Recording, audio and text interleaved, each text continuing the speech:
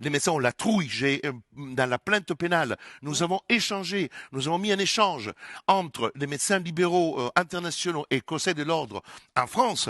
Le Conseil de l'ordre qui parle du postulat, il faut vacciner. De l'autre côté, on dit, mais attendez, on ne connaît pas les résultats, on ne connaît pas les effets, etc. Vous demandez de pratiquer un acte. Moi, maintenant, je donne un simple conseil à tout le monde. Aujourd'hui, nous sommes en train de travailler sur ce qu'on appelle une déclaration de responsabilité qui doit être signée par celles et ceux. Dans les termes suivants. Vous avez un produit qui s'appelle un médicament, thérapie génique au vaccin. Très bien. Il est fait de quoi? Qu'est-ce qu'il comporte? Quelles sont les conséquences? Deux, le médecin. Médecin, tu as des obligations. Tu dois m'informer, tu dois me dire les conséquences, me donner toutes les informations pour que mon consentement soit éclairé. Trois, ok, si tu es convaincu que toutes les normes du Code de la santé publique ou les normes internationales sont respectées, tu signes en bas que tu es prêt à engager ta responsabilité civile, personnelle et pénale. Là, je veux bien voir combien de médecins signeront cette déclaration de celles et ceux qui passent leur journée sur le plateau télé à dire qu'il faut se vacciner. Oui. Et je suis sûr. Et là, ça sera la vraie contrainte. Et quand vous aurez ça, je peux vous dire autre chose, les gens ne se verront pas vacciner. Parce que soit je donne un conseil juridique et le client me dit, Maître Brouza, êtes-vous prêt à signer sur l'engagement de responsabilité si vous ratez?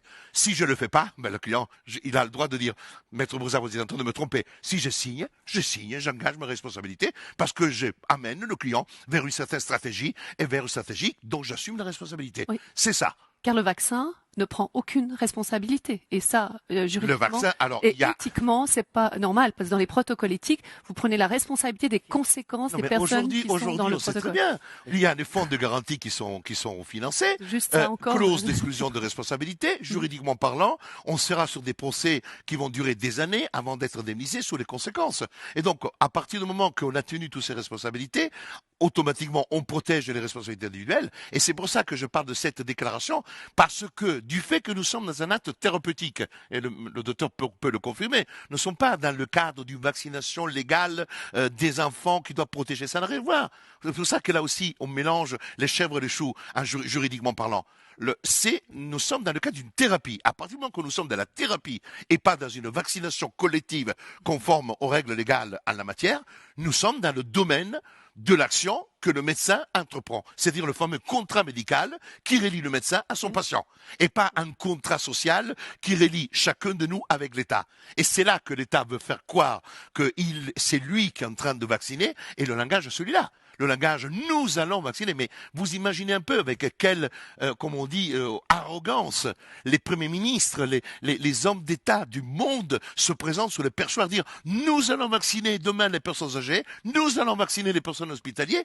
Mais c'est une honte scandaleuse. Parce que c'est un autoritarisme qui dépasse l'entendement. Oui. Merci beaucoup.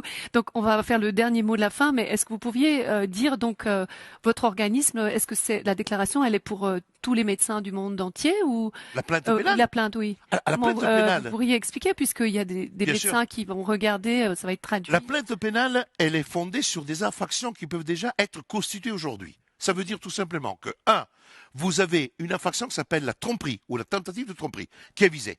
L'abus de faiblesse, l'extorsion de consentement.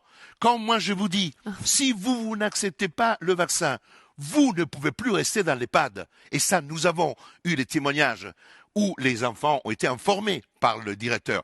Quand vous avez la IATA qui fait déjà une note en disant que les gens qui ne seront pas vaccinés ne pourront probablement prendre l'avion, nous sommes dans un chantage. Comment voulez-vous de parler de consentement éclairé quand vous m'imposez le vaccin pour que je puisse, le cas échéant, continuer à travailler? Donc on n'est plus dans la liberté. Et c'est pour cette raison que notre plainte comporte ce type d'infractions. Quelles sont les infractions constituées aujourd'hui?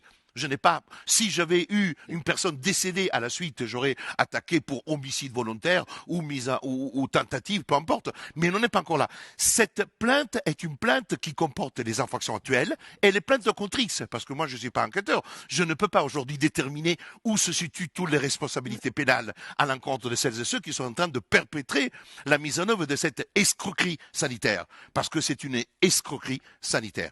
À travers ces plaintes, aujourd'hui, nous avons déjà plus de 1000 personnes qui se sont associées à la plainte. Nous en avons eu 3000 dans le cadre de la plainte contre les masques. Aujourd'hui, la plainte va être, aujourd'hui, lundi, notifiée à chaque parlementaire, à chaque sénateur, à chaque ministre, et avec la fameuse déclaration de responsabilité individuelle. Vous avez été sur le perchoir, vous avez préconisé et soutenu que le vaccin ne produit aucun effet. Êtes-vous prêt à signer ces déclarations et assumer votre responsabilité civile et pénale personnelle face aux propos que vous avez tenus? Et sera publié sur le site ce fameux formulaire que chacun pourra produire à son médecin, à toute personne en train de pratiquer, qui voudra pratiquer cet acte pour qu'il soit signé. Et un jour, et le conseil que s'il n'y a pas signature du médecin et que le médecin ne veut pas signer, il est clair qu'il faut être idiot de se faire piquer avec quelque chose de médecin qui dit non, je signe pas, prends-le, il va te soigner, mais moi je signe pas. Ok, magnifique. Donc le site web, il s'appelle exactement Réaction 19, c'est donc l'association. www.reaction19.fr. Oui, réaction19.fr. Merci beaucoup. Merci.